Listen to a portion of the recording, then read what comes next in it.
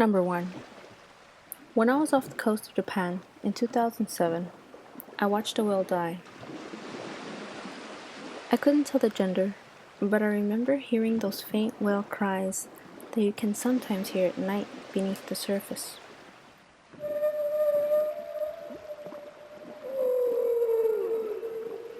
The moon was full, and I could see it on top of the water, and I saw other whales passing around it. Do whales have funerals? Because it felt like a vigil, or saying goodbye. You could hear the faint puffs of the blowhole spraying out water in a labored way. I don't know if it was hurt or just old. These other whales made a few passes, and then they left, and then the whale wasn't spouting air anymore. This was all in a 15-minute period as we cruised past. I guess the whales may have been there longer, but I feel that they know that they don't want to stay around dead bodies for long. It was haunting and beautiful, and I don't think I ever cried as much as I had that night.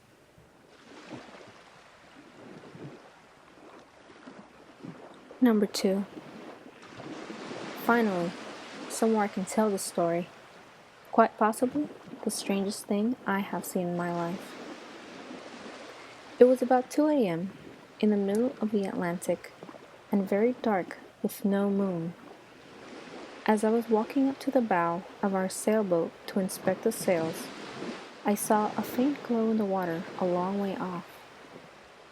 I stared at the glow a long time before I realized there were actually 2 glowing objects moving quickly underwater in a collision course with our boat. Immediately, I thought it was some submarine or torpedo about to ram our boat. But then, the glowing shapes came right alongside the boat, perhaps a foot underwater. They were 2 ghostly blue dolphins, glowing brightly and so vivid and close in the clear water. I immediately realized the dolphins were being illuminated by bioluminescent plankton, but the sight was surreal. I watched them play in our bow wave for a while, imagining the sailors of the past witnessing these eerie dolphin spirits and how mind-blowing that must have been. Number 3. I came across a man who'd hung himself on his boat 5 or 6 miles offshore about 4 or 5 years ago. The eerie and truly creepy part was realizing what it was. We just saw a boat out in the middle of ocean's nowhere, without anything other than blue horizon in sight, at the break of dawn, and there was fairly thick fog, as it had rained the night before. Realizing that the figure hanging from the boom was a man was one of the most haunting things I'll ever see. Number 4. I was stationed on the oldest carrier in commission in the U.S. Navy. The line for smoking was rather long, and, being in deck department, we had numerous other semi-hidden places to smoke. One of those places was what's called a half deck. This is an elevated outdoor deck that's above another and accessible by ladder, used for storage. This particular one was used for storing inflatable lifeboats, so there was a pulley chain system for moving the boxes up there. One day, I was smoking on this half deck alone, staring at the ground, thinking about I don't remember what. I looked up for a brief moment and saw a chief, high-ranking enlisted E7 to E9.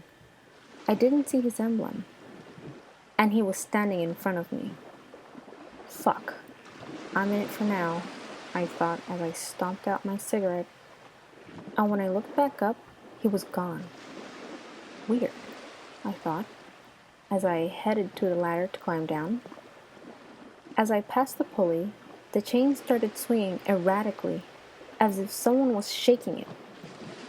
The seas were calm, so I had no clue what was doing it. Suddenly, the chain flew at me as if it was thrown. I jumped down from the half deck and hightailed it out of there. After some research, I learned that a chief had killed himself by jumping off that deck during a tiger cruise after hanging his wife from the pulley chain. I never smoked there alone again.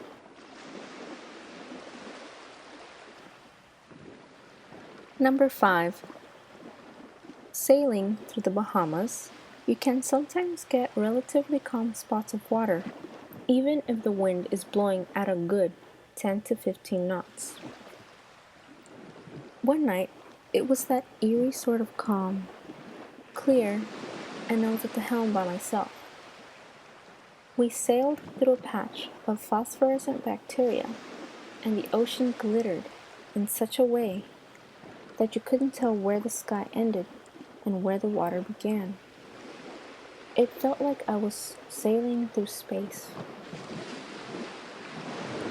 A guy in Florida gave the boat I was on coordinates for somewhere between the Turks and Caicos Banks and Hispaniola, saying there was something mind-blowing out there and we had to check it. I guess he told the captain what it was, but he wanted to keep it a surprise.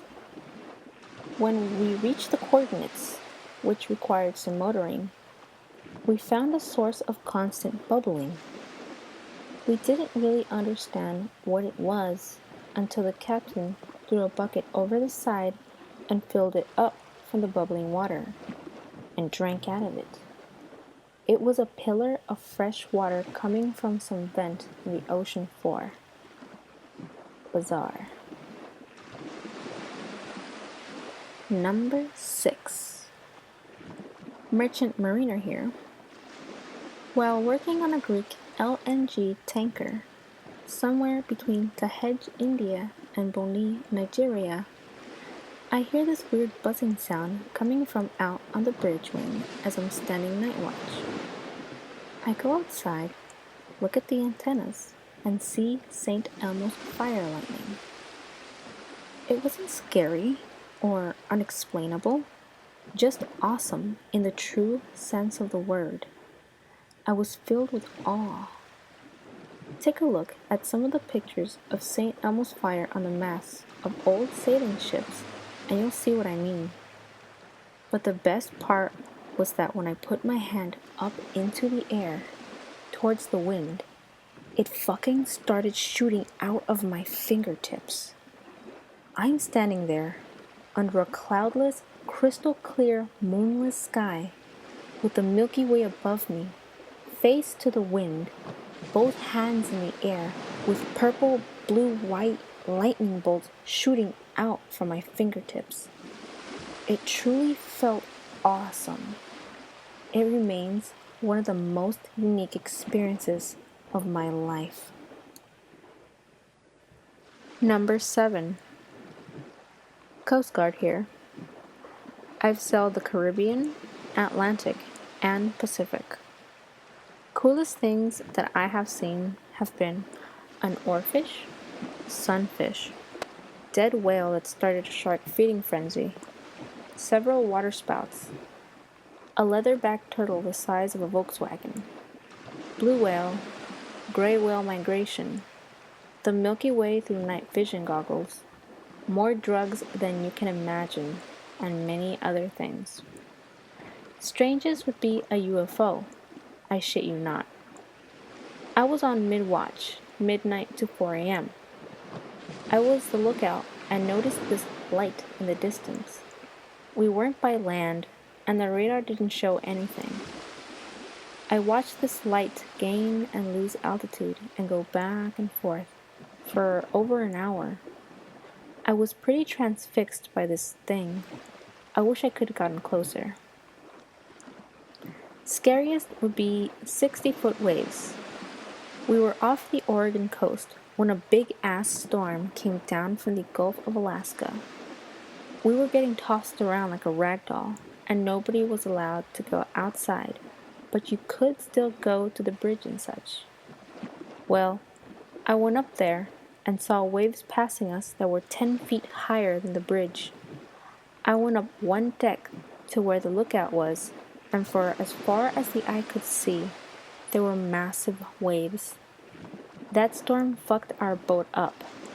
A lot of stuff got bent or smashed, lost all the gear off the fantail. It was crazy. Made me feel very small. Number 8.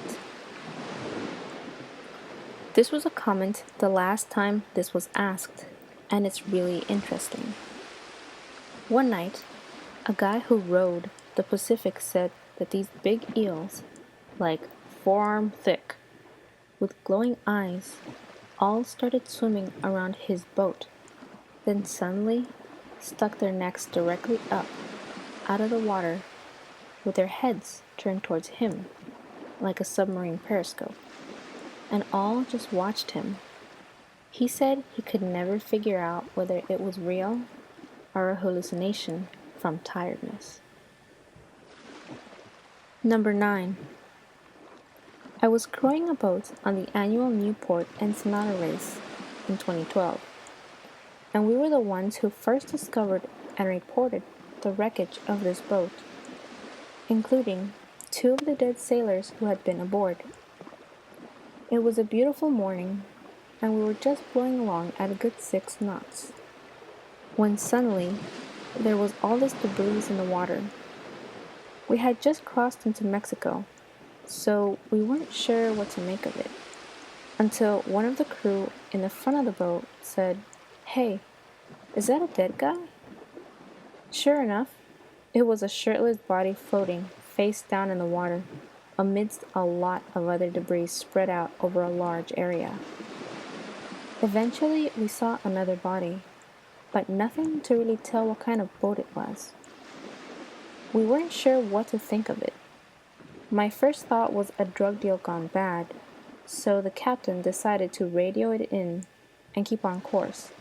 Let the professionals handle it. There was a Coast Guard helicopter on the scene within 5 minutes after we made the report, and then later we learned little bits and pieces of the info. For a while, we thought it must have been a boat that ran into a large cargo ship running without lights or whatever. It gets very dark at night, and it wasn't until a long time after we found that the crew probably ran aground into an island in the early morning, and the boat disintegrated on the rocks. All 4 of the crew were presumed killed, but I think they only found 3 of the bodies.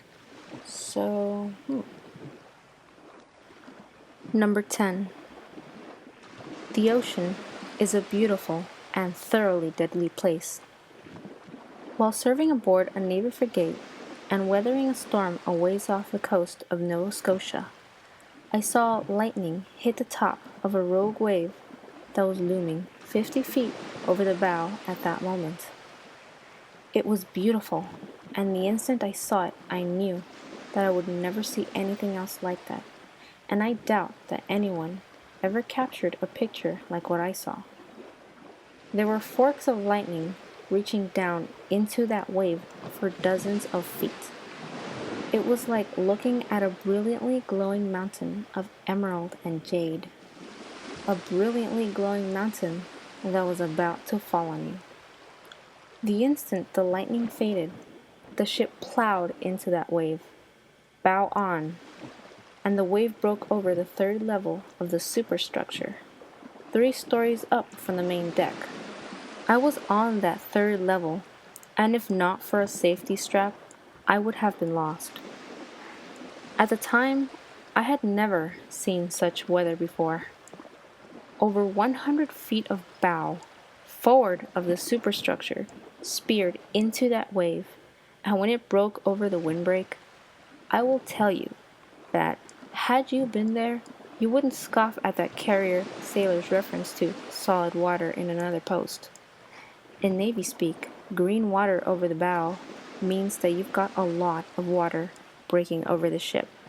Not just a little foam and spray, but water of some noticeable depth. It was like colliding with a wall. The hull rang from the impact, and the ship lost almost all forward momentum immediately. The ship began to groan and shudder along her whole length as she shouldered upwards and shed who can tell how many tons of water.